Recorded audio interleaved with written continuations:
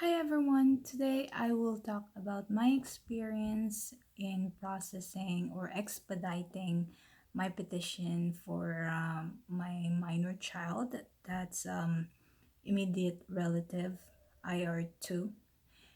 And I would like to share with you my experience because during COVID, people think that U.S. embassy is still closed. But yes, they're still closed. They're limited staff, but they're actually started processing petitions, approving expedited processing, and that's what I'm going to share about. So I filed my petition I 130 January 28th, and I waited for like 4 months to follow up. I keep emailing USCIS. I either go to the website or I send an email at USCIS case status at dhs.gov.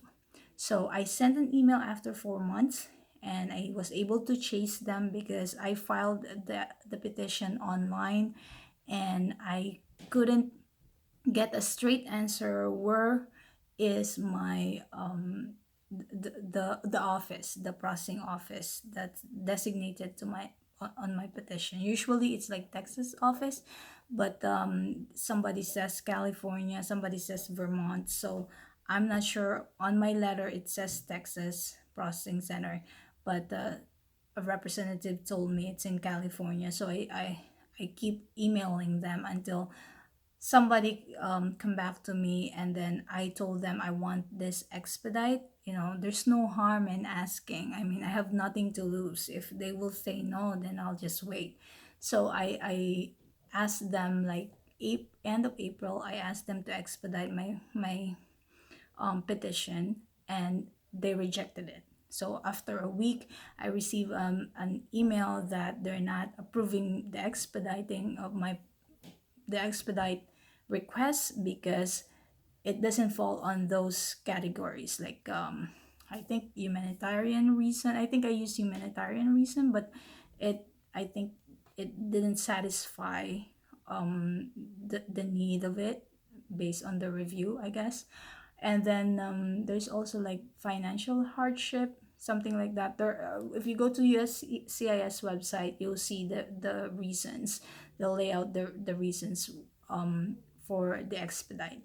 But a week after that rejection, I got a message that they're processing my case and it's already approved and they sent it to NVC. So I was so glad of that. I think it's just a formality that they have to send me a rejection, but then my papers were able to move to in front of the others because maybe because I asked, I don't know. But after they sent it to NVC like end of May, I email NVC and process all the document. I finished it like around June, first week or second week of June. And then I waited until end of August to follow up. I sent an email to NVC and follow up, and they said that immigration, the U.S. embassy is closed. They're not entertaining any schedule yet for interview and all that. So I tried to request for another expedite. There's no harm in. Again, I don't have anything to lose. I just want them to know my real situation. With the new normal in the Philippines, it's so tough. And my daughter is with my mother, who is a senior citizen. So I just tell them the truth that my mother is having hard time to take care of my daughter, especially in terms of studying. So I sent them an email, and they responded that they will check my request. And then after 2 weeks, they said that they send an email that they send my request to the embassy in the Philippines and waiting for their approval. A week after that, I get another email that the US embassy accepted my request. And then after a week after that email, so basically like running 1 month from the time that I sent an email to NVC from end of August, I got another email from NVC that says the U.S. Embassy approved the expedite request.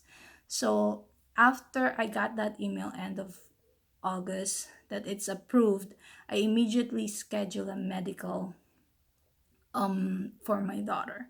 So I went into St. Luke's, the SLEC website, and scheduled an appointment for September the 10th for her medical. On September the 10th, after she's done with the medical, unfortunately she has cold, so that she needs to come back for some vaccines because they need to make sure that she doesn't have colds or cough. So there are other kids that were asked to come back, so she was able to come back the following week. But then on the same day, September 10th, I emailed the embassy. So you gotta send an email to the US Embassy in the Philippines in Manila. I will also write all those email addresses on the description box. And I told them that my daughter is done with her medical. However, she needs to come back for vaccination because she has colds. And they didn't reply on September 10th, but they responded to me. I think it was the following week, Monday, September 14th, I guess, that saying that they already scheduled the interview for September the 29th. So they scheduled her for an interview on the September the 29th. And then I sent another email when she is fully completed on her medical, that's her medical is complete. So from the time that I keep emailing them. So I suggest, again, I'm not an attorney. I'm this is just based on my experience. I'm sure the decision varies from based on your case, but I suggest just to be honest, just tell them the truth, your real reason. And if they approve, that's good. If they don't, then you just need to move on and just keep following up. And this is important that you stay on top of it, especially during COVID, because they prioritize those people. It seems like if you ask, they will give it to you.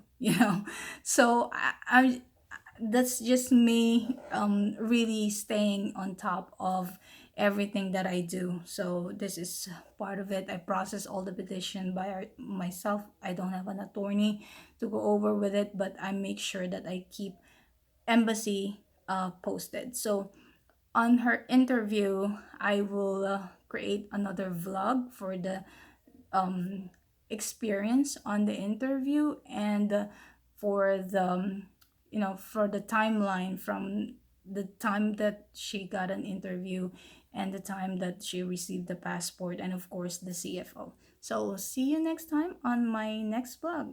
Thank you.